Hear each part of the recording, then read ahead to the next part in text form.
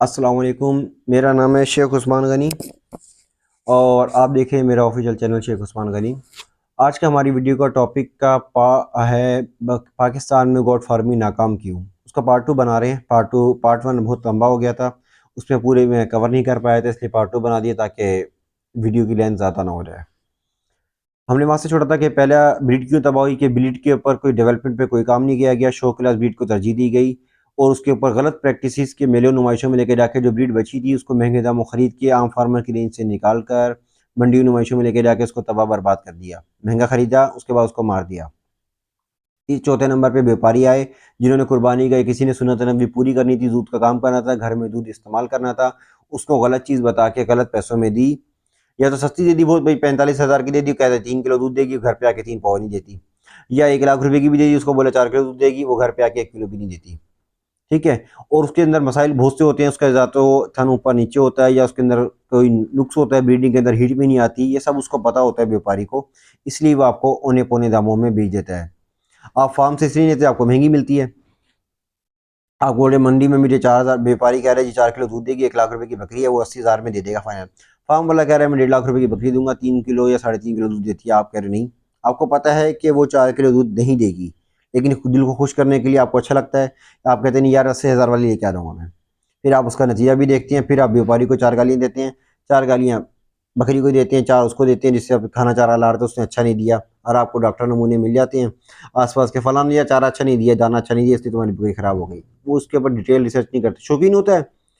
मुख्तलिफ वीडियोस देख के साइड इनकम के लिए, पार्ट टाइम के लिए वो फार्मिंग शुरू करता है, 10 बकरियाँ 8 बकरियों से, 2 बकरियों से, या घर के लिए दूध के लिए, बच्चों के लिए दूध के लिए, किसी को बकरी का दूध का बोल देता है।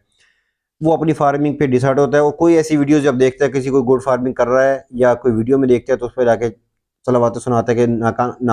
करना, नाकाम हो गए, मिट्टी खाओगे तुम लोग। ये हो गया। पांचवा पॉइंट है इसके ऊपर कि जो लोग इन सब से बचकर, मतलब उसके पास इन्वेस्टमेंट भी आ गई, शेड वगैरह उसने बना लिया, उसने नियत कर लीजिए मैंने काम करना है इसके ऊपर, इंशाल्लाह इसमें सक्सेस हासिल करनी है, ब्रीड के ऊपर काम करना है मैंने, तो वो आते हैं शौक और जज्बे से, बहुत अच्छा। उनके पास इन्वेस्टमेंट भी होती है, 10 लाख 12 लाख 15 लाख हो सकती है, ठीक है। वो ब्रीड भी लेके आ जाते हैं, 1.5 लाख वाली, 2 लाख वाली, 3 लाख वाली बकरी ले लेते हैं। मसला ये आता है कि जब वो 15 लाख 20 लाख रुपए खर्च करते हैं ना, 10 लाख से ऊपर से तो शुरू होता है एक छोटा सेटअप, जब वो शुरू करते हैं 10 लाख रुपए लगा के, 15 लाख लगा के, एग्जाम्पल दे देता हूँ मैं आपको, तो उनकी तवक्का ये होती है कि चलो हमने अच्छी बकरी भी ले ली, अरेंजमेंट भी अच्छा कर लिया, शेड बना लिया, तो मेरी ये 10 लाख एक साल में 20 लाख हो जाए और मोर्टेलिटी भी कोई ना हो। तो ये तो हो नहीं सकता, जो चीज़ पैदा होती है वो मरती है, जो बढ़ती है वो मरती भी है। तो आपकी 10 बकरियों से अगर आप लेके 1 1 लाख रुपए की 10 लाख लगाए तो एक मर भी सकती है, सांस वाली चीज़ है। आप उसका नुकसान बर्दाश्त नहीं करते, अगर एक भी मरती है तो आप उसकी खुराक के ऊपर कंप्रोमाइज़ करके या बाकी चीज़ों में कंप्रोमाइज़ करके अपनी कॉस्ट पूरी करने की कोशिश करते हैं। 10 बकरियां लेके आए, व्यापारी ने आपको कहा ये 3 किलो 4 किलो दूध देगी, वो घर पे आके आपको दे दिया 1.5 किलो 2 किलो, आप डिसहर्ट होते हो, आपकी फिजिबिलिटी बनी होती है 3 किलो 4 किलो दूध के हिसाब से, आप उसे महंगा खर्चा करते हो, एक मुलाजिम रखा हो तो उसके ऊपर आपने, आप खुद जाके उस पर टाइम देते हो, उसकी मार्केटिंग करते हो, कुछ करते हो, लेकिन आपके पास दूध पूरा नहीं हो पाता। 10 की 10 बकरियां किसी न किसी टाइम के ऊपर ड्राई हो जाती हैं, उनकी लाम नहीं होती। लाम का मतलब ये पूरी एक लैक्टेशन के अंदर एक बार सोने से लेकर दूसरी लैक्टेशन तक वो दूध कितना देगी। अगर मिसाल है उसने 2.5 किलो या 3 किलो दे भी दिया चंद हफ्ते चंद दिन तक, तो वो 5 महीने देगी या 6 महीने दूध देगी, 2.5 किलो 3 किलो, या नहीं देगी, ये उसको नहीं पता होता। व्यापारी ने कह दिया अगर दूध दे रही है, 3 दिन चेक करके लेके आ गया आप, तो उसके बाद का आपको नहीं पता कि ये कितना लाम लाम जो है लैक्टेशन के अंदर, एक लैक्टेशन दूसरे में, भाई ये 1500 लीटर देगी, 1200 लीटर देगी, 1000 लीटर देगी, कितना देगी आपको नहीं पता। क्या पता 900 दे, एक टाइम में 4 किलो भी चेक करवा दे अगर आपको वो, या पूरे दिन का चेक करवा दे 4 किलो, लेकिन आपको लाम का नहीं पता। ये तो जब पता चलेगा जब आप लाएंगे, भुगतेंगे उसको 300 गया, जब आपको पता चलेगा लाम क्या होती है। आपको वो कभी भी उसकी एग्जैक्ट नाम नहीं बताएगा, एक तो वो व्यापारी होता है, या अगर आपने फार्म से ले ली, कोई अच्छा अल्लाह का नेक बंदा मिल गया तो वो सब चीज़ें तो बता देगा, दूध चेक करवा देगा, सब बता देगा, लेकिन नाम नहीं बता पाएगा आपको, क्योंकि उसकी प्रैक्टिस में नहीं है, कि उसने दूध कभी काउंट ही नहीं किया, बच्चे पी लेते आता, एक टाइम बच्चों को पिला देता हूँ, एक टाइम मैं निकाल लेता हूँ। जबकि प्रैक्टिस ये होती है कि अगर आप एक पेडिग्री जानवर बेच रहे हो तो आप उसका रिकॉर्ड मेंटेन करो, इसकी माँ का दूध जी पूरे लैक्टेशन के अंदर इतना दूध होता था और इतना हम बच्चों को पिलाते थे, इतना हम अपने इस्तेमाल में लाते थे। इसके जो बाप का जो रिकॉर्ड है वो इतने इतने महीने में इसने इतना वेट गेन करता था, इतने इंच इसकी हाइट होती थी, ये लिखें। उसका बच्चा है उसका लिखें नहीं, इसका लैक्टेशन पीरियड इतना होता था, ये पूरे 5 महीने 5 दिन पूरे करके देती है या 5 दिन 4 दिन पहले देती है, ज़्यादा देती है, लेट करती है, इसके बच्चे कितने को हाथ लगाना पड़ता है बच्चे को डिलीवरी के बीच में, या कितने ही इतनी आसानी से पैदा हो जाते हैं, उसकी मेल फीमेल रेशियो क्या है। तीसरा, जब आपके पास बच्चा और उसका पोता मतलब ब्रीडर का, जब आप देख के ले गए जी इसके माँ का रिकॉर्ड ये था, दादी का ये था, चलो जी अब आप उसके 2 लाख रुपए भी अगर भरते हैं बकरी के तो वो बुरी नहीं है अगर किसी के पास पेडिग्री रिकॉर्ड मिल रहा है। और मैं कह रहा हूँ आप 4 5 किलो 6 किलो छोड़ें, अगर आपको 3 किलो दूध पक्के ठक्के से देने वाली मिल जाए और वो कहेगा जी 6 महीने ये इसकी लाम चलेगी, अब वो बकरी 2 लाख में भी ले लें, वो बुरी नहीं है। फ़ायदा आपको जब होगा जब आप उसको 2 लाख की बकरी को लेके उसकी आगे ब्रीड लेंगे, उसके ब्रीड के बच्चों को बड़ा करेंगे, उनको सेल आउट करेंगे या तो उनको अपने फार्म में ऐड करेंगे मिल्क प्रोडक्शन के लिए। बकरी फार्मिंग के अंदर 2 साल से पहले प्रॉफिटेबिलिटी की तरफ जाना एक दीवाने का ख्वाब हो सकता है, इसके अलावा और कुछ नहीं हो सकता। 2 साल तक आपको उसको खर्चा करना है। ज़्यादा हुआ अगर आपने दूध की मार्केटिंग बहुत अच्छी कर ली, दूध की लाइन की बात कर रहा हूँ मैं, अगर आपने मिल्क का यूनिट लगाया है, मिल्क को सेल करते हैं बकरी का, तो आपने अच्छा कर लिया तो आप 2 साल में प्रॉफिटेबिलिटी के साथ मतलब अपने जो रनिंग एक्सपेंस होंगे पूरे कर लेंगे। अगर आपने फार्म पे एक बंदा रखा है या साथ में खुद कर रहे हैं, जो उसके रनिंग एक्सपेंस हैं वो आप पूरे कर लेंगे। थोड़ा बहुत शायद आपको कुछ कुर्बानी के 1 2 जानवर बच जाए, इससे ज़्यादा कुछ नहीं बचेगा आपको 2 साल के अंदर। और अगर आप प्योर ब्रीड डेवलपमेंट में काम कर रहे हैं कि एक बकरी आपकी, आपका जो भी आपका नाम है, मैं कहूँ शेख उस्मान गनी के नाम से ब्रीड बना रहा हूँ, वो शेख उस्मान गनी की ब्रीड की वो खासियत है कि जो पहला बच्चा जो पैदा होता है वो 5 किलो का बच्चा पैदा होता है, माँ का दूध होता है 6 किलो, ब्रीडर का जो कद होता है वो दोंदे होने की उम्र में 44 इंच तक चला जाता है, और जो बकरी का कद होता है वो 38 से 40 इंच तक चला जाता है। इसकी पट जो होती है 2 दांत होने तक 60 किलो वज़न गेन करती है, वेट गेन करती है। जब मैं ये नाम बनाना चाहता हूँ तो मुझे इस काम के लिए प्रॉफिटेबिलिटी के अंदर आने के लिए 4 से 5 साल लग जाएंगे। एक बकरी में लाऊंगा, पेडिग्री देख के लाऊंगा, उसके पास अपनी डेवलपमेंट करूंगा, उसको बच्चे देगी, उसमें सिलेक्शन करूंगा कि सबसे अच्छी वाली कौन सी ग्रोथ रेशियो किसका है। तीसरी बार जब उसके लैक्टेशन आएगा उसकी तीसरी नस्ल का, जब जाके मैं बोलूँगा शेख उस्मान गनी की ये बकरी है और जी इसका ये रिकॉर्ड है पेडिग्री है, इसके मैं मांगता हूँ 6 लाख रुपए। मेरे मुंह पे भी अच्छा लगेगा, 6 लाख रुपए मानते हुए 3 नस्लों का रिकॉर्ड मैं दे रहा हूँ। 3 नस्लों का रिकॉर्ड मेरे पास है पिछले फार्म से आया हुआ, और मैं दे रहा हूँ। फिर वो बंदा अब वो सोच लेगा खुद कि मैंने इसके 5 6 लाख रुपए भरने इसके जायज़ हैं इस बकरी के लिए जिसका रिकॉर्ड मुझे 6 नस्लों का मिल रहा है, या इसके बजाय मैं मंडी से जाकर 1.5 लाख रुपए किसी शक्ल सूरत की मैं करीब करीब मैं ले लेता हूँ। अब सवाल यही आता है बंदा कि यार 6 लाख रुपए 5 लाख रुपए की बकरी मैं क्यों लेके आऊँ। तो आपको यही है, दूध बकरी महंगी पड़ती है इसलिए बकरी का दूध महंगा है। आपने दूध पे काम करना है तो दूध आपको 700 रुपये 800 रुपये 1000 रुपये किलो सेल करना पड़ेगा, प्रीमियम जो क्वालिटी आपको देनी पड़ेगी। और अपने जो कस्टमर है वो भी आपका एलीट क्लास का कस्टमर होगा जिसको फ़र्क नहीं पड़ता कि दूध 700 है या 800 है, उसको सिर्फ फ़र्क पड़ता है प्योरिटी के ऊपर और फ्रेश के ऊपर। आप उस कस्टमर को टारगेट करेंगे, 1000 1200 रुपये किलो आप दूध सेल करेंगे, जब आप वो बकरी लेके आएंगे उसकी सेवा करेंगे तो आप 10 बकरियों से भी प्रॉफिटेबिलिटी के अंदर आ सकते हैं 1 साल के अंदर, अगर आप उस तरह से पेडिग्री के ऊपर काम करें। किस्मत आपकी है कि आपको कोई ऐसी बकरी मिल जाए जिसकी वो पेडिग्री दे, जिसकी वो जो गारंटी दे कि इसकी लाम इतनी है, इसके अंदर दूध इतना है, इसका मेल फीमेल की रेशियो ये है, ये पूरे टाइम में बच्चे देती है, बच्चे फेंकती नहीं है, पीछा मारने की इसको आदत नहीं है, मिस्टाइटिस के अंदर कम है, मिस्टाइटिस नहीं है, और ये इसकी जो एससीआर है वो अच्छा है, फूड कन्वर्जन रेशियो कितनी है, ये कितना चारा खा के कितना दूध देती है, इसका ये रिकॉर्ड अगर मैं दूं तो मैं डिमांड भी कर सकता हूँ पैसों की, आपको वो मिलेगी नहीं। अगर कोई मिल गई किसी एक फार्म से किस्मत से तो आपको एक बकरी ऐसी मिलेगी, 9 या 10 के इंतजार में आप बैठे रहेंगे कि मुझे जब मिलेंगी तो मैं सेटअप शुरू करूँ। आपका मिल्किंग सेटअप शुरू नहीं हो सकता।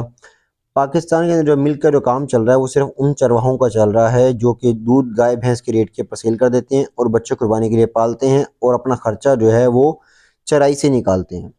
चराते हैं सारा दिन बकरियों को, सारा सारा दिन चराते हैं। सिर्फ जिन महीनों में चारा नहीं मिलता उसके अंदर वो अपने खेतों में चारा उगाते हैं और उसके बाद वो उनको खिलाते हैं, उन्हीं का दूध सेल करके 120 130 रुपये किलो आजकल सेल हो रहा है चराई वाली बकरियों का दूध, वो सेल करते हैं गाय भैंस के रेट के ऊपर और वो प्रॉफिटेबिलिटी के अंदर हैं। पूरा दिन उनका बाप बेटे हैं, ज़्यादातर अपने ही रिश्तेदार होते हैं, बाप चचा ताया एक रिवर चरा रहे हैं, रिवर चढ़ाने के बाद जो उनका बचा आ रहा है साल की कुर्बानी के बकरे तैयार करके बेचने में, बस वो होती है घर का दूध मक्खन पूरा हो जाता है। ये उनकी लाइफस्टाइल होता है। इसके अंदर वो सुन्नत नबी तो बेशक पूरी करें, अल्लाह ताला उनको अजर देगा।